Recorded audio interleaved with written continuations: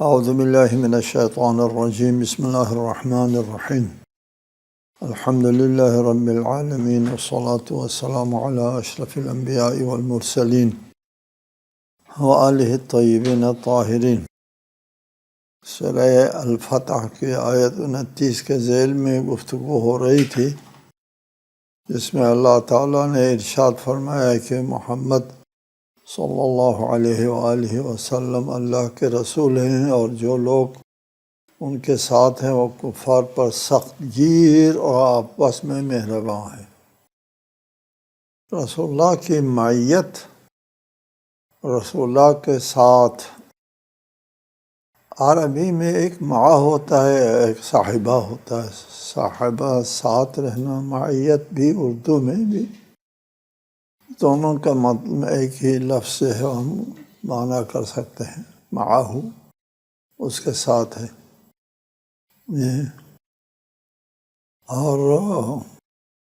اور ساتھی کو بھی ساتھ ہے کہتے ہیں۔ دو آدمیوں کا ایک جگہ پایا جانا ہوتا ہے ساتھی۔ وہ کچھ دنوں کے لیے ہو، ہمیشہ کے لیے ہو، اور اس کا ساتھ رہنے کو فضیلت حاصل ہو نہ ہو، دونوں صورتوں میں صاحب کہتے ہیں۔ قرآن مجید میں بھی متعدد جگہوں پر دوسرے ساتھی کو صاحب کہا، یقول لصاحبہ، اپنے صاحب سے، اپنے ساتھی سے کہا۔ رسول اللہ کے جن لوگوں نے صحبت اختیار کی ہے اور پھر صحبت کا حق ادا کیا ہے ایثار و قربانی کے تحت، اور اس آیت میں مذکور علامات کے تحت، یہاں ہمیں کوئی روایت اور کوئی وہ نہیں ہے، کوئی تاریخ یا کوئی روایت اس میں صحت و سقم کا شائبہ پایا جائے۔ یہ قرآن ہے، قرآن کی صراحت کے ہم پیچھے جائیں گے، تاویل بھی نہیں کریں گے۔ تاویل وہاں کی جاتی ہے جہاں پر صراحت کے پیچھے جانا جائز نہیں ہے، مسلمات کے ساتھ ٹکراؤ ہے، عقل کے ساتھ ٹکراؤ ہے۔ ایسا کہا کہ اللہ تعالیٰ کے دونوں ہاتھ کھلے ہیں، ید اللہ ہے، تو اللہ کے تو ہاتھ نہیں ہوتے، تو کیسے قرآن نے ید اللہ کہا؟ پھر یہاں ہم تعویل کرتے ہیں، ید طاقت میں استعمال ہوتا ہے، استعمالات عرب میں موجود ہے۔ یہ جو آپ توجیہ تعویل کرتے ہیں وہ اپنی مرضی کے ساتھ نہیں کر سکتے، اس کے لیے بھی جواز چاہیے۔ یعنی ید کا استعمال طاقت کے لیے ہوتا ہے، اس کا بھی ثبوت چاہیے، پھر آپ یہ توجیہ کر سکتے ہیں۔ والذین معہ، اللہ کے رسول اور اس کے ساتھی، جو لوگ اس کے ساتھ ہیں، وہ کفار پر سخت گیر اور آپس میں مہربان ہے۔ ہم ابھی بات کر رہے تھے صاحب، صحبت اور معیت پہ۔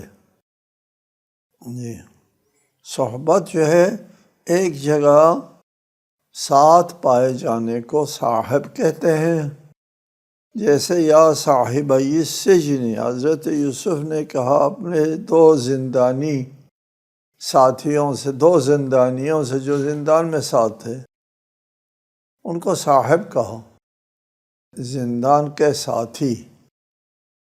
زندان میں انسان اپنے اختیار سے نہیں ہوتا کہ وہ حضرت یوسف کے ساتھی بننا ان کے لیے فضیلت ہو، کوئی فضیلت نہیں ہے۔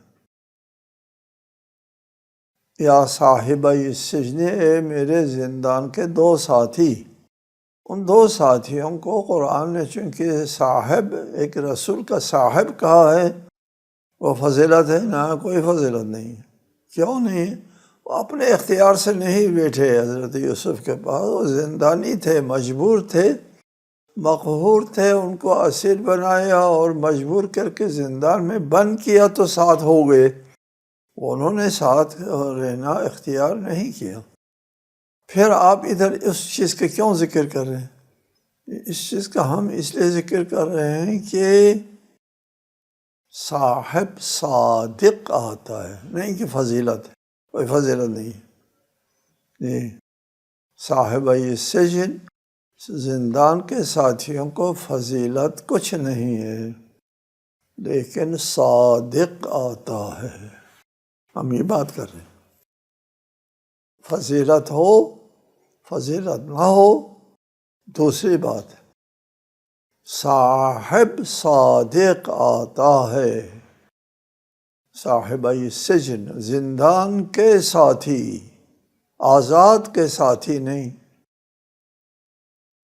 ساتھی صادق آتا ہے، جیسا کہ دیگر جگہوں پر ہے اپنے ساتھی کافر سے کہا، کافر بھی اسی کا ساتھی ہوتا ہے، تو اس کے ساتھی ہونا جو ہے وہ مسلمان کا ساتھی ہونا دلیل نہیں ہے کہ وہ صحیح ہے، ساتھی کے اس پر صادق آتا ہے۔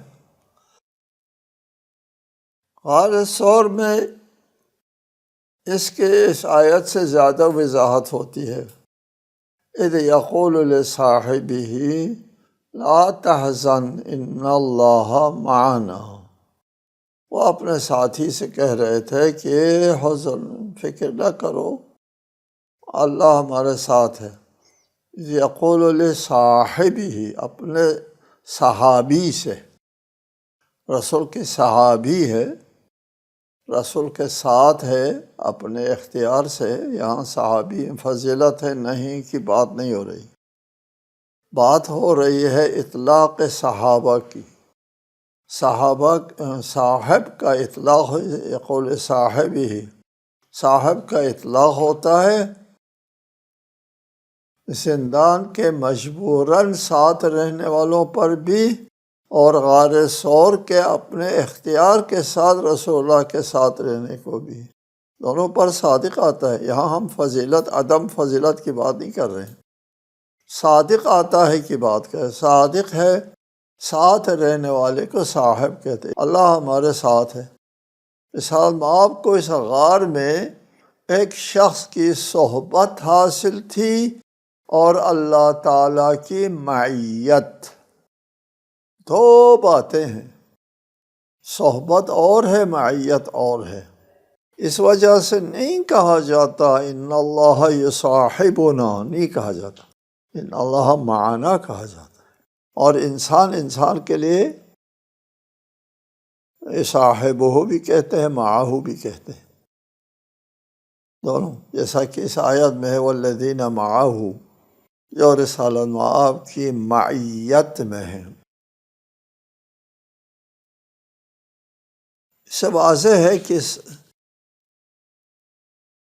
معیت اور ہے، صحبت اور ہے۔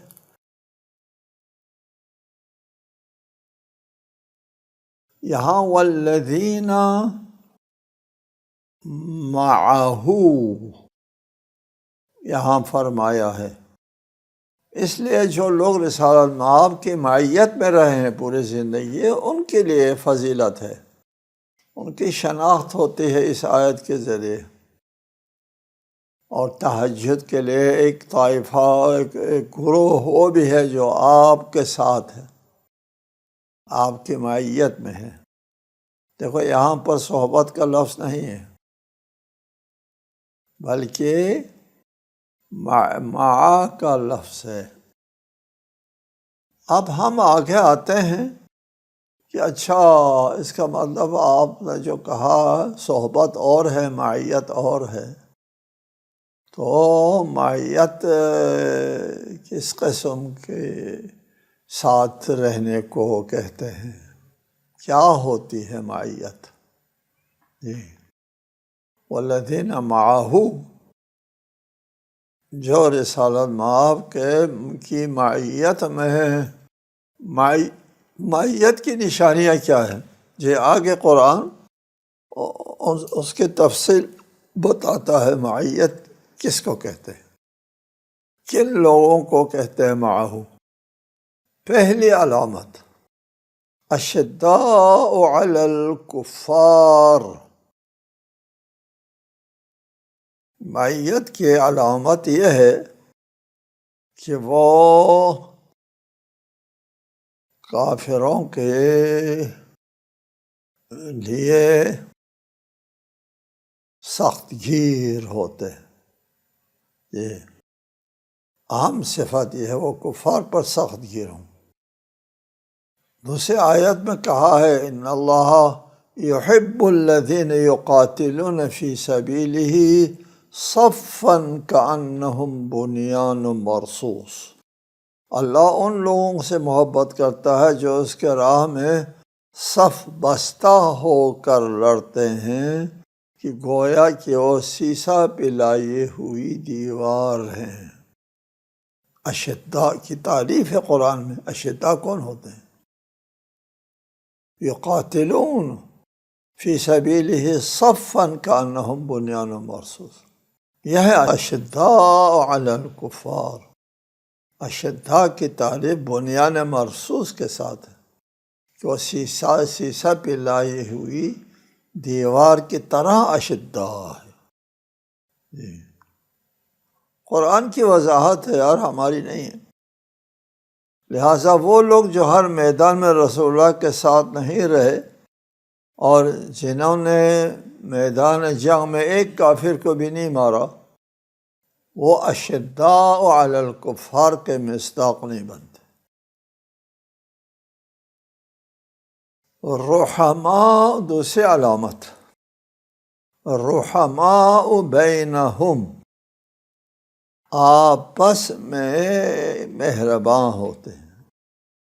یہ رسول اللہ کے معیت میں رہنے والوں کی دوسری علامت یہ ہے، وہ آپس میں دست بگریباں نہیں ہوتے، آپس میں مہرباں ہوتے ہیں۔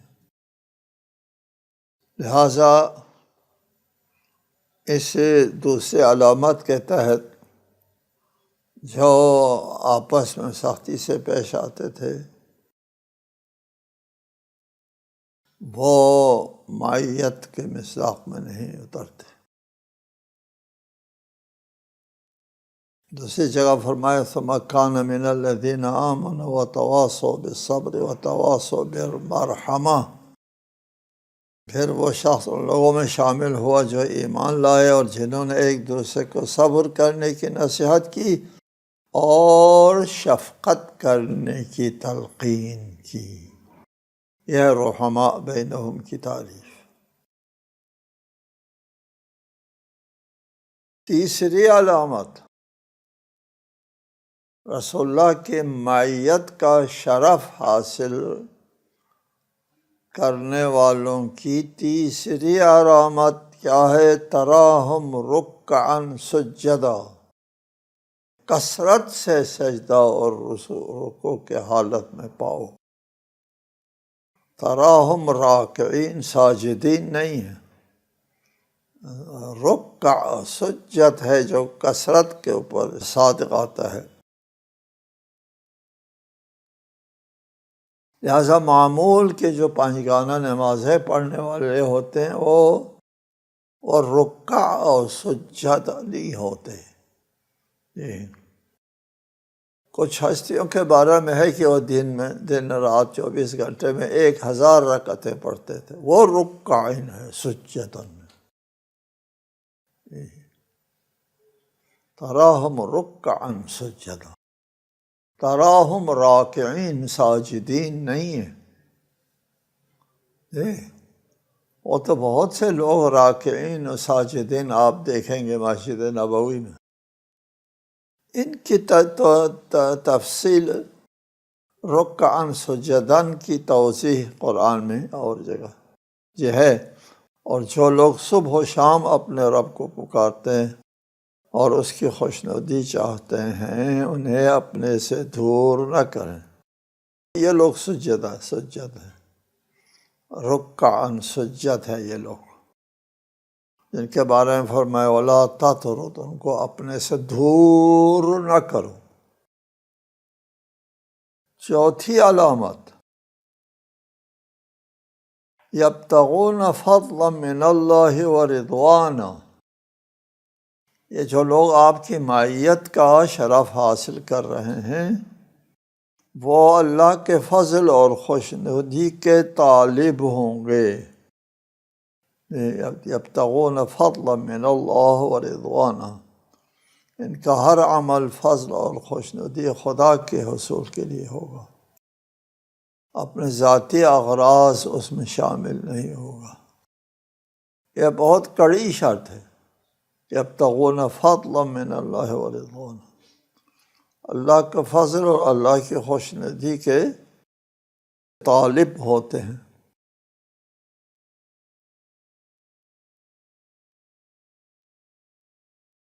وہ اس سے ہٹ کے دوسری چیزوں کے لیے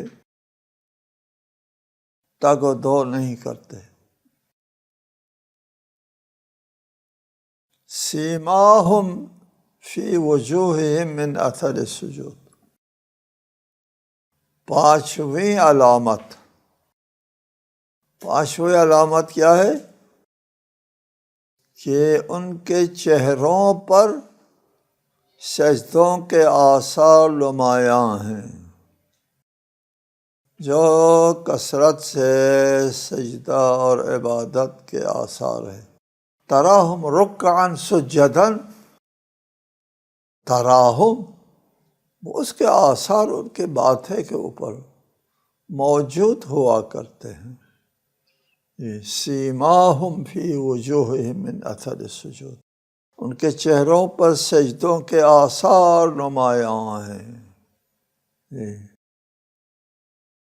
یہ چوتھی علامت ہے، سیماہم فی وجوہہم من اثر السجود۔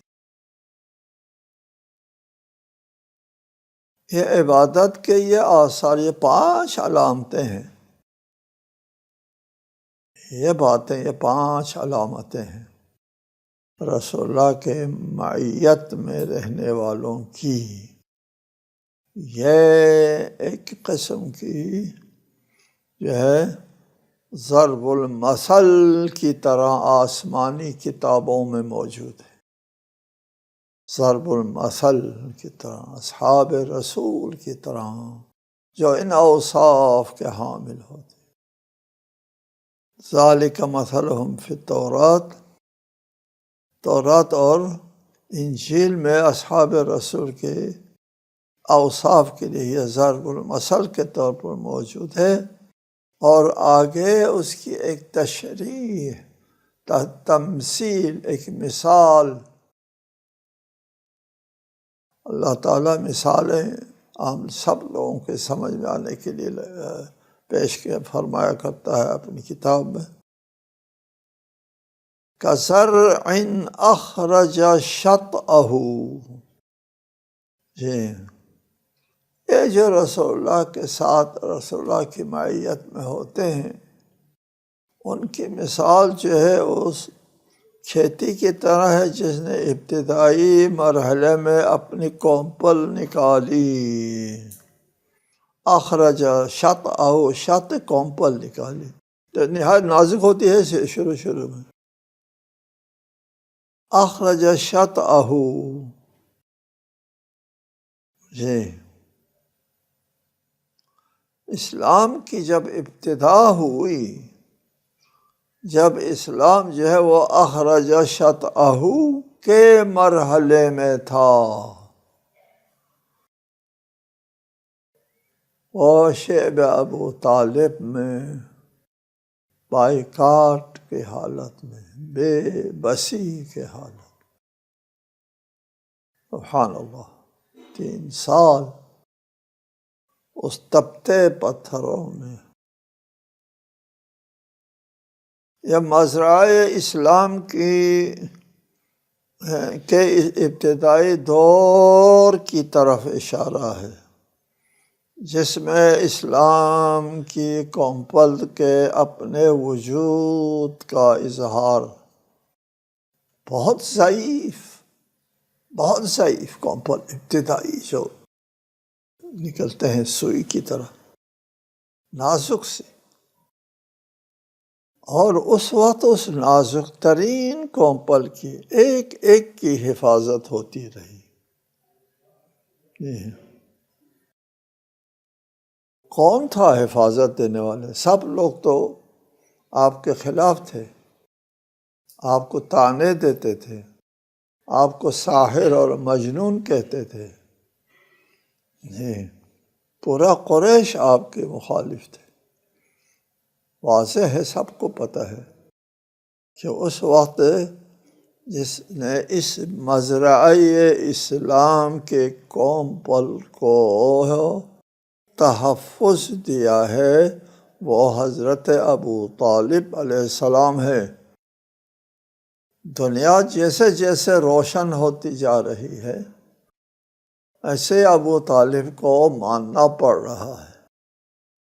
یہ کوشش تو بہت ہوئی اب بنی امیہ کی طرف سے، وہ کافی دیر تک ذہنوں میں راسخ ہے کہ اس ہستی کو جس نے اسلام کو ابتدائی دنوں میں انتہائی کمزوری کے دلوں میں تحفظ فراہم فرمایا،